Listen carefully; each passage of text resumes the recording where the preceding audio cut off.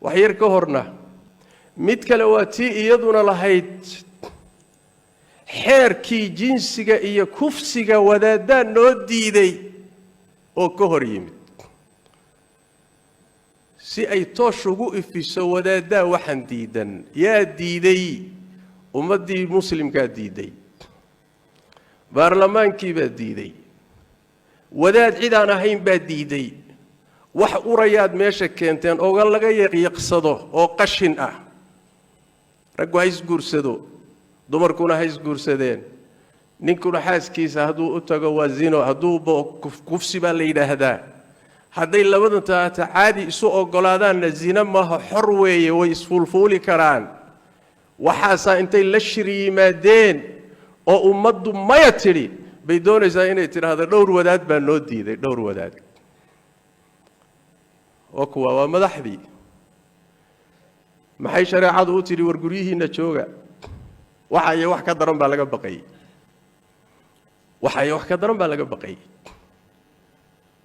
عقلي يا علمي يا قرشو يا حشود يا سريق يا مجرتو أمام الملأ والله دي وفيرس بالواحد اسوي ديسا دمركي صومالي دا أها مركي كنتون رافانو لحدن قادان أو أي سياسدها ويستانو بابكا قلان بالواحد اسوي ديسا محاد دين تكو دري محاد دين تشقاء قردقي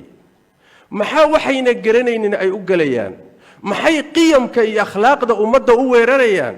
maxay gaala iyo qashinkeeda u soo urursanayaan bal isweydii imisa dumar laga qabanaya diinta ilaah imisa laga qabanaya na ka joog na xageed u socotaa na maxaad ka hadlaysaa laga celinaya xagee laga celinaya waxaad garan kartaa barnaamijku waa barnaamij ayaga ka sareeya ayaga ka fog waay hal dawlad oo dawladaha reer galbeedka kamid ah waxay u diyaarisay barnaamijkaasi inuu Soomaaliya ka hirgalo oo qawaaniin laga dhigo intaasoo milyan oo dollar bay u diyaarisay qaar kamidana baxay qaar kamidana ay u diyaariyeen hal dawlad oo Yurub kamid ah war maxaa idin ka galay maxaa ummadan ka rabtaan habar wareertay waa la arki jiray ruux dhalinyaro wareerana waa la arki jiray oday wareerana waa la arki jiray laakiin aniga midaan la yaabanaha waxay tahay dadka nooca u wareersan ee qaabka u yaala cidda xil u dhiibatay saddex mid waay in la qasbay oo la yiri dadka noocaas oo kala xil noogu dhiib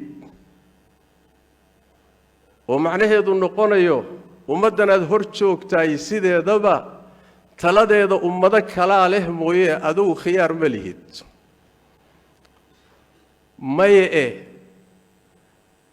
dadka noocan oo kala inaad ummadda hor keento waxoogaa maslaxa abaad dhaafsatay oo taana macnaheedu waxa weeye ummadda mustaqbalkeedii iyo diinteedii iyo akhlaaqdeedii agtaada suuqu yaala oo waa iib yaa iga gadanaya tasaddexaadi waxa weeye dadka noocan oo kaliya barnaamijtay wataan baabad waafaqsan tahay oo waaba kula quman tahay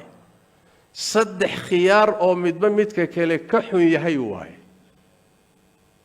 warmadii aaway dadkii kale maxaa dadkan hor keenay ummadda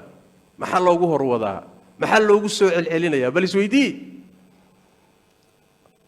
barnaamij cajiib waay nabigu wuxuu yiri salawaatu rabbi wa salaamu alayhi dumarka nooca u yaalay markuu ka hadlayay wuxuu yiri maa'ilaat waa kuwa xaq iyo sawaabka iyo akhlaaqda iyo dhaqanka wanaagsan ka leexday inay ka leexdeen kumayna gaabsanina mumilaat kuwa kale iyaga ka soo harayna way leexinayaan imisay gabar da'yar lu goynayaan imisay akhlaaq xumo faafinayaan imisay xumaan dadka barayaan maa'ilaat mumilaat